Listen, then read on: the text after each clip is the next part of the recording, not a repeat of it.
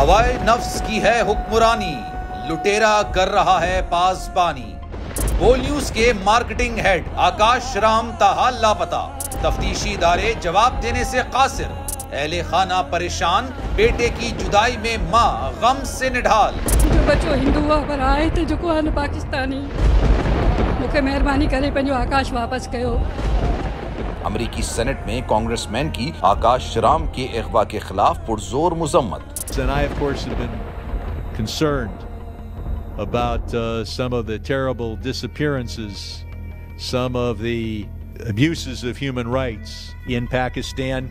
United nation ने भी आकाश राम की बाजियाबी के लिए मौसर इकदामात उठाने का इंदिया दे दिया। मुश्किल की इस घड़ी में आलमी मीडिया समेत इंडियन मीडिया भी चीख चीख कर आकाश राम की बाजियाबी के लिए आवाज उठा रहा है।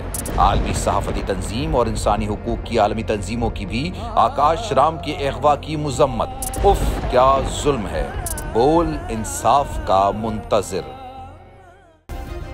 सब्सक्राइब करें और बेल दबाएं ताकि कोई खबर रह न जाए।